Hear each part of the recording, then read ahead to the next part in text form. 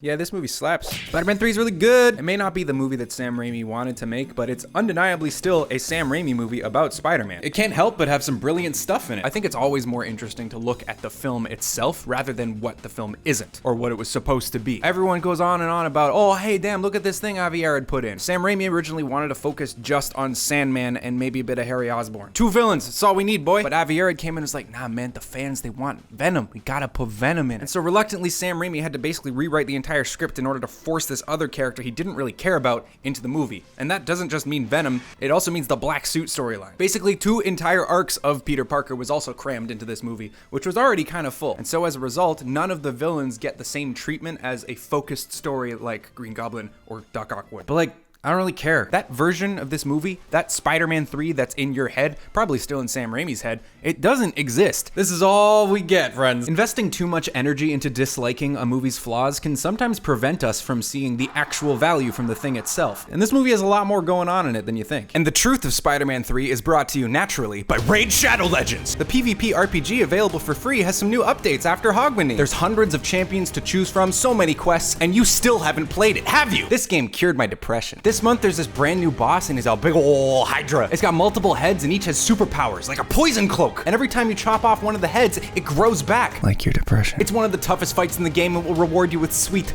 sweet loot. So much loot. This game causes Hikikomori. But wait, there's more! There's a super secret limited edition champion that I'm giving away to you. Legends say he hails from a Ukrainian basement somewhere. Esports legend Simple! Between now and January 28th, 2022, S1 Impulse limited edition champ is available for free for both new and old players in Raid. All you gotta do is log in for 7 days between now and January 28th, and he's yours. Are you up for the challenge? Do you deserve S1 Impulse? This game saved my marriage. Poof, look, I have a QR code. And don't worry, this one actually gives you stuff. Like free resources, a free mystery champion right away to kickstart your quest to never leave your phone again. I can't tell you who it is. All my free treasures will be waiting for you right here. It's only available for 30 days. And now that I've done my part to help make the world a better place, we can get back to Spider-Man 3. Point is, no behind the scenes drama, just talking about the movie, okay? We okay? Good, let's go. So Spider-Man 3 is about a Peter Parker who's finally found real happiness for the first time in his life. His superhero persona is the most popular person in New York, and he's got a hot actress girlfriend he's about to propose to. Nothing can go wrong for this man. Last movie, he had a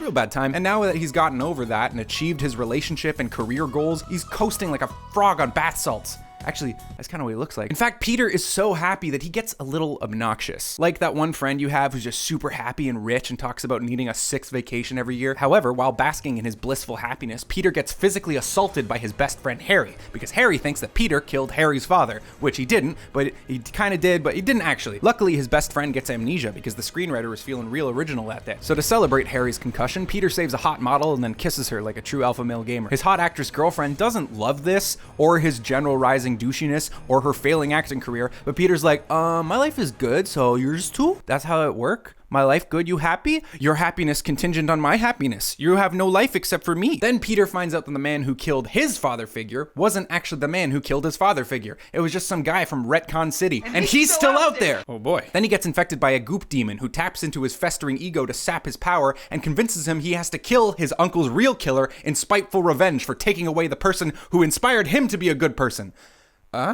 After a hilariously misguided marriage proposal to his hot actress girlfriend and a predictable rejection, he decides to submit to the parasitic goop demon and vengefully murders the man who killed his uncle. Okay. His hot actress girlfriend then breaks up with him over his shitty behavior very abruptly. His best friend Harry then goes, got my memory back, bitch. And then Peter, with the help of his goop demon, beats the shit out of him. That's in the playbook. Destroy the beta males around you so you can rise to true alpha status. He's so jazzed about this violent assertion of his dominance that he adopts a new persona. Chad Parker, perfectly executing misogynistic pickup artistry to surprisingly middling success. Then he finds out that his snotty coworker fabricated lies about his superhero persona, and he justly destroys his whole career. He starts then dating the hot model that he saved and kissed earlier, and then does this before doing this.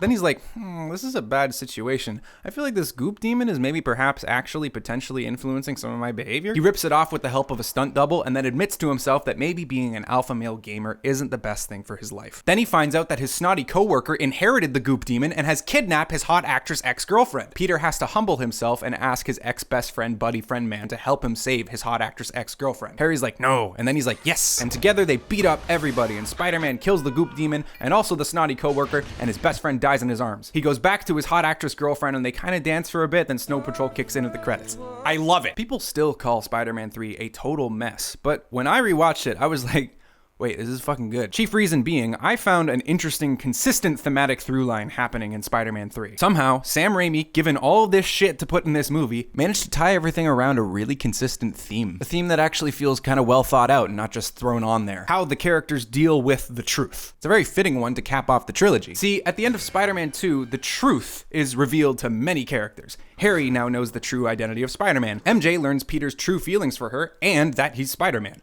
But notably, these truths are unwillingly forced onto these characters. The rumor come out, Spider-Man is gay, but not because he outed himself. He never openly admitted to the people closest to him his deepest secret, the reason he's always been shitty and why he can't be close to them. The knowledge was ripped out forcibly by his mentor, Dr. Otto Octagon. And because they didn't dish out the truth themselves, the characters going into Spider-Man 3 may no longer be living a lie. However, they have yet to learn how to live healthily with their truth. Living truthfully is not a single confession that leads to happiness. It's a long-term commitment to ourselves and to the people around us. You can tell someone that you love them, but that doesn't mean they're gonna love you forever. There's an active honesty that must be lived out, an ongoing process of sharing what you've been hiding deep inside your tiny little heart, consistently communicating your needs and contending with the conflicts in your relationship after the big breakthrough moment of clarity. And this theme of dealing with the truth is carried through Spider-Man 3, as almost every character is in conflict with each other as a result of how they fail to honor and seek the real truths that we tend to mishandle. These kids are just 25-year-olds who think that they've grown up and have learned all of their lessons. They have nothing left to grow from. Yeah, I've had intense experiences. I've learned my lessons. I've figured out my identity and my destiny. Whatever comes up in the future will be faced up against my own certainty of my own self and understanding of the world. Every conflict in Spider-Man 3 permeates from the character's inability to graciously engage with the truths of those around them, and the reluctance to share their truths with their closest companions. Spider-Man, quest for the true truth. The very first conflict that occurs in Spider-Man 3 is the payoff of Harry Osborn's discovery that his father was the Green Goblin and that Peter Parker killed him. But Peter's truth of that event is that he did everything in his power to save Norman, but Osborn killed himself in his desire to murder Peter. After only 17 minutes of screen time, Harry furiously assaults Peter with his new Goblin brand apparel,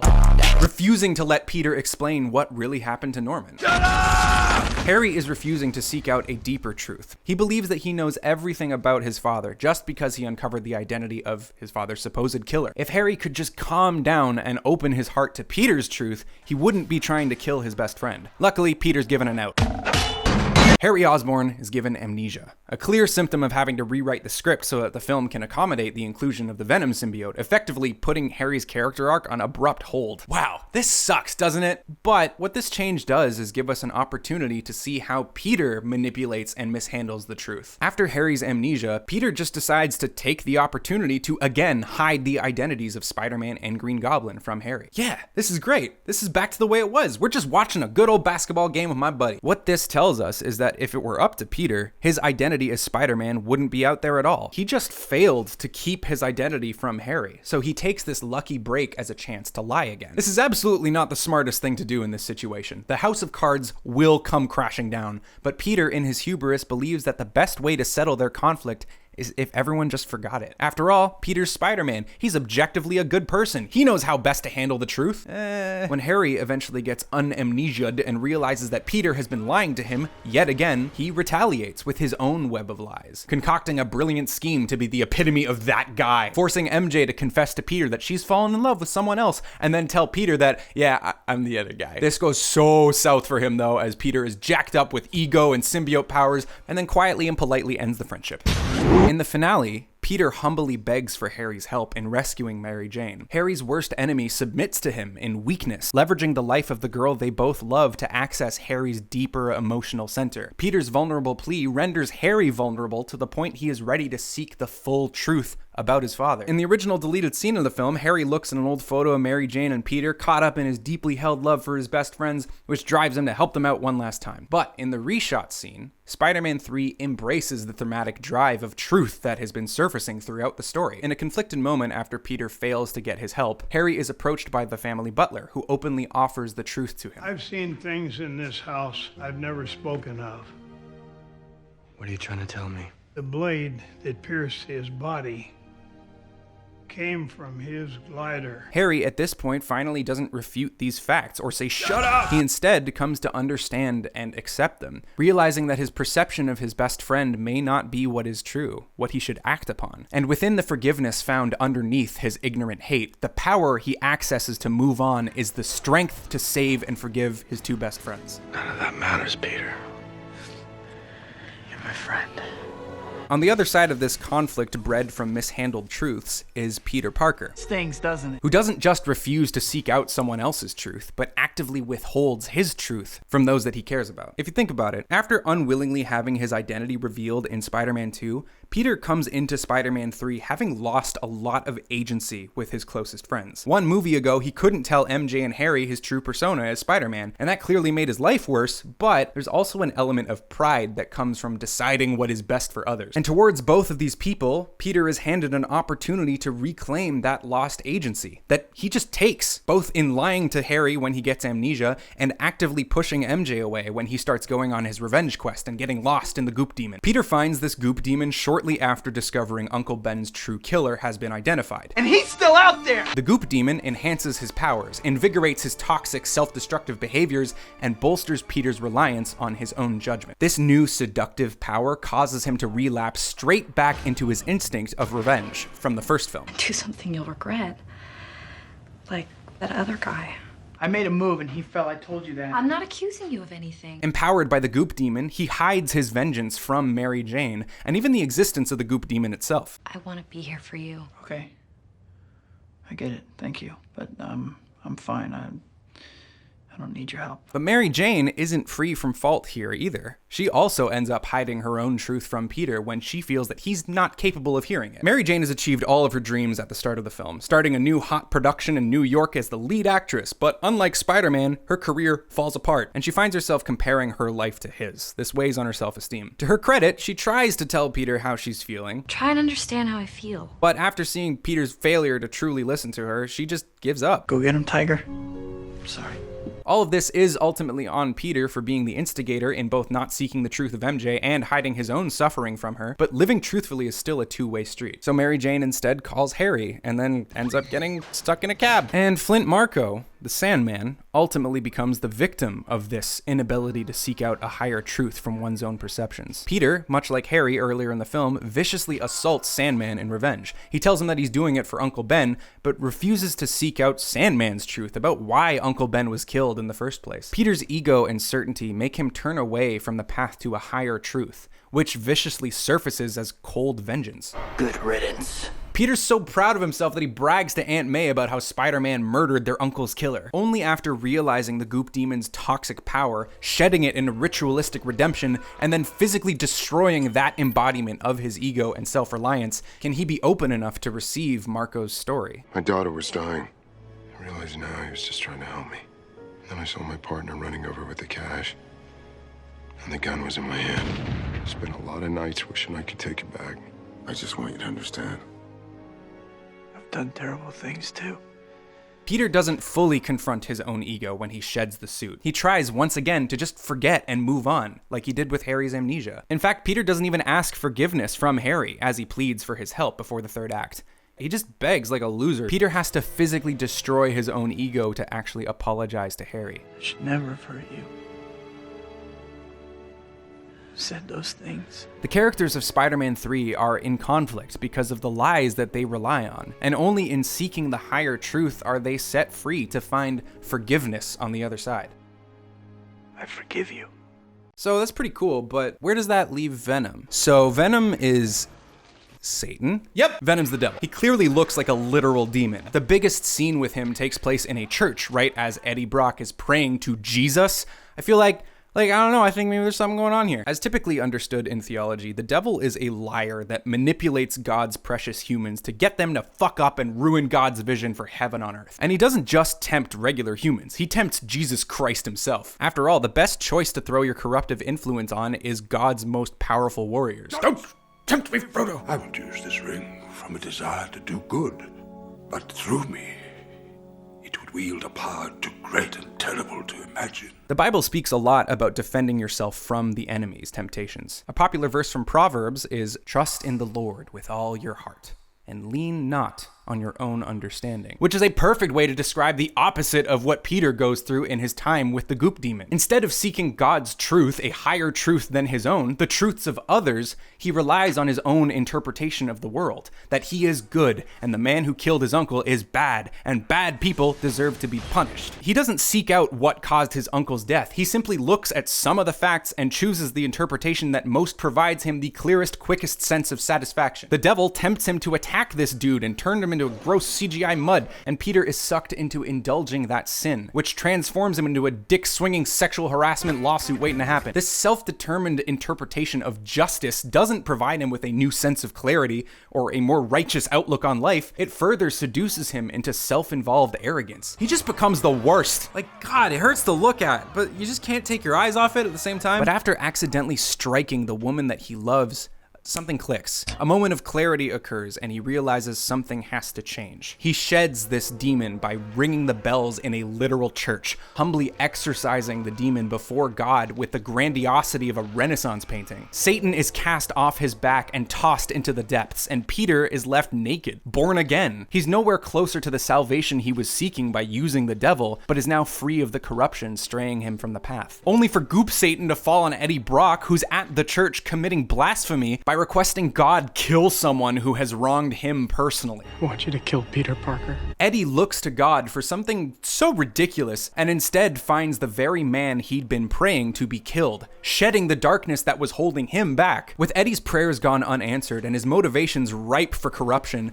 the devil latches on to the nearest misguided soul and continues the cycle of ego and violence with someone who resents the salvation of the previous hosts. Which reminds me, what is Eddie Brock's role in this exploration of dealing with truth? What truths does Eddie refuse to seek out or keep from his loved ones?